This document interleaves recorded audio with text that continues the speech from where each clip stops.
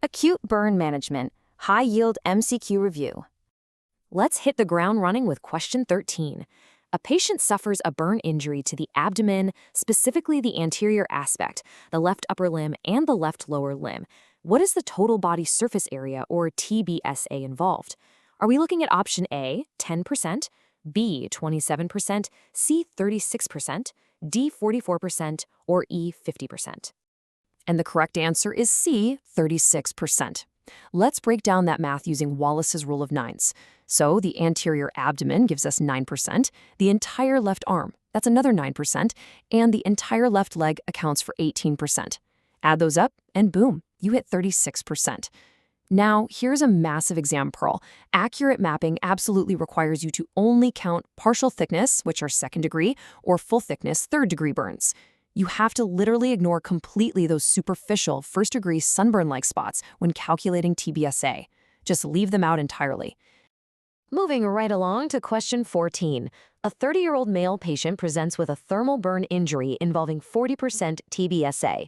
His weight is 50 kilograms. What amount of fluid is required in the first 24 hours? Option A, 2 liters. Option B, 3 liters. Option C, 5 liters. Option D, 7 liters, or option E, 8 liters.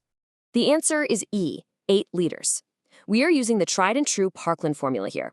It goes like this: 4 milliliters multiplied by the patient's weight of 50 kilograms multiplied by the 40% TBSA. That gives us 8,000 milliliters, which is exactly 8 liters. But listen closely, because here is the trap. That 24-hour resuscitation clock starts ticking at the exact time of the injury, not when they roll into your ER. So if your patient arrives 2 hours late, you gotta accelerate that IV drip. You need to squeeze that entire first half of the fluid volume into the remaining 6 hours of that first 8-hour block. And always, always gauge your success by targeting a urine output of 0.5 to 1.0 mLs per kilo per hour. Question 15 keeps the pressure on. An adult male sustained a scald burn over his face, anterior neck, chest, abdomen, and the anterior aspects of both lower limbs. What's his TBSA according to the rule of nines? Is it A, 45%, B, 35%, C, 33%, D, 34%, or E, 38%? It's E, 38%. Let's map it out. The anterior face and neck, that's 4.5%. The anterior chest is 8%, and the anterior abdomen is 8.5%. Then we have the anterior aspects of both legs, which is 9 plus 9, giving us 18%. Add that all together and you get 39%, making option E, 38%, the closest standard choice. Getting this boundary math right is absolutely crucial. Why? Because underestimating means under-resuscitating. An early hypovolemic burn shock is the absolute #1 killer in that first 24 hours.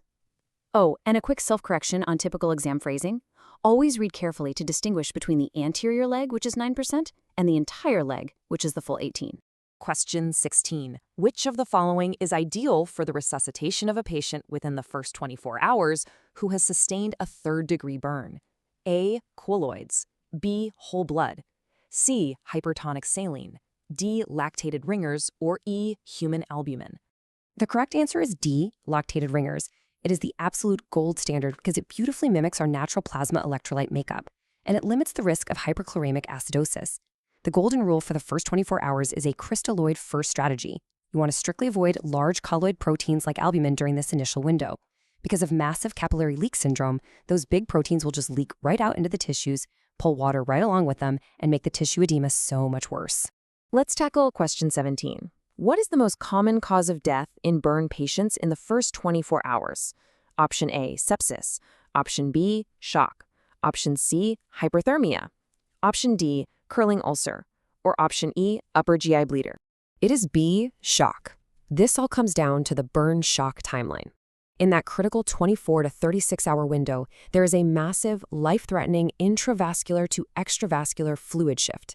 The vessels basically lose their integrity, leading to profound hypovolemic shock.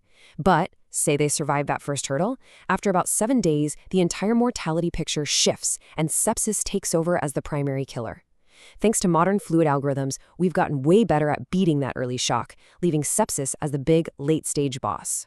All right, question 18. Which of the following is the most common non-bacterial, non-protozoal infection in burn patients? A. Candida, B. Herpes simplex, C. Cytomegalovirus, D. Aspergillus, or E. None of the above? You're looking at A. Candida infection. Severe burns absolutely wreck the body's cell-mediated immunity.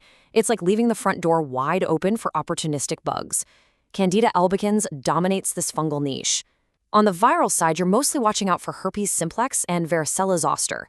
You have to actively hunt for these through routine wound biopsies because if a fungal infection goes systemic, the mortality rate is terrifyingly high.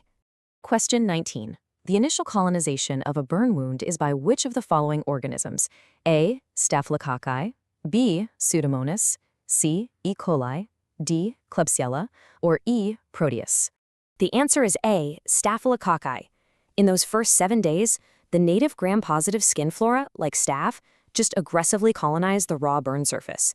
After day 7, however, the landscape completely shifts over to invasive gram-negative rods. To combat this early colonization, 1% silver sulfadiazine cream is your workhorse. But, pro tip, never ever use it on the face because it can cause permanent gray skin staining, and you definitely want to keep it away from the eyes to avoid chemical damage. So, moving to question 20. Which of the following is overall the most common bacteria to cause infection in burn patients?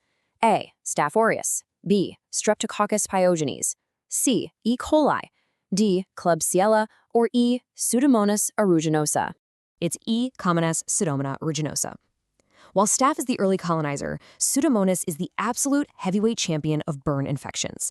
It just loves that moist, avascular eschar tissue, and it is notoriously multi-drug resistant. Clinically, it's a nightmare.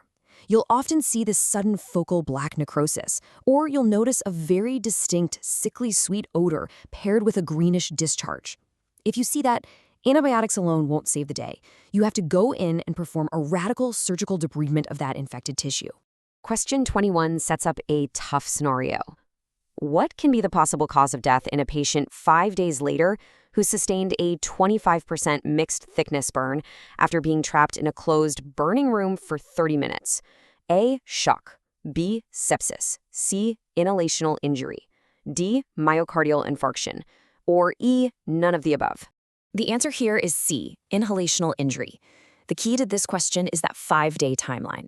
While upper airway swelling happens fast, the deep lung damage from breathing in toxic smoke, basically a chemical pneumonitis, is super insidious.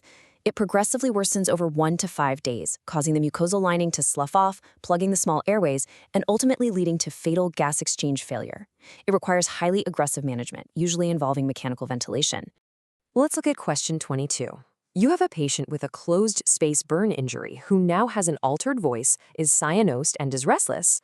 What is the most appropriate step? A. Hyperbaric oxygen, B. 100% oxygen via mask, C.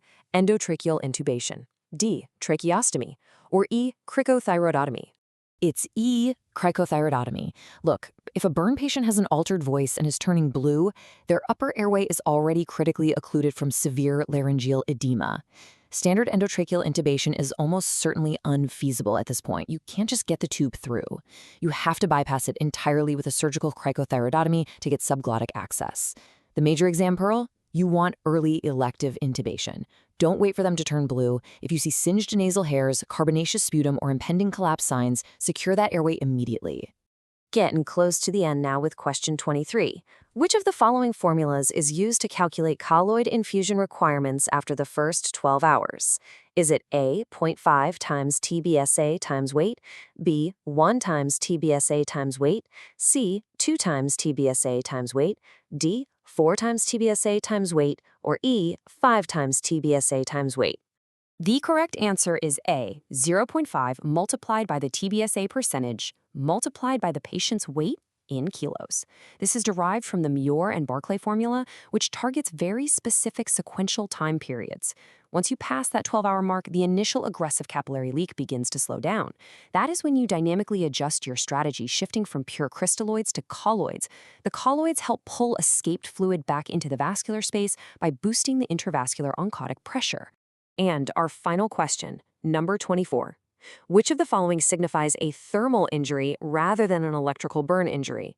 A. Deep burns, B. Myonecrosis, C. Inhalational injury, D. Compartment syndrome, or E, acute kidney injury? It is C, inhalational injury. Let's look at the stark contrast between these two trauma profiles. Electrical trauma is notorious for discrete wounds, massive deep myonecrosis, acute kidney injury from all that muscle breakdown, and the frequent need for deep fasciotomies. Thermal trauma, on the other hand, presents with large body surface area involvement, a massive risk for inhalational injury, early hypovolemic shock, and often requires surface-level eschorotomies to release tension. Ask yourself, are you treating the massive surface damage and fluid loss of a thermal burn, or the hidden, deep conduction tissue destruction of an electrical strike?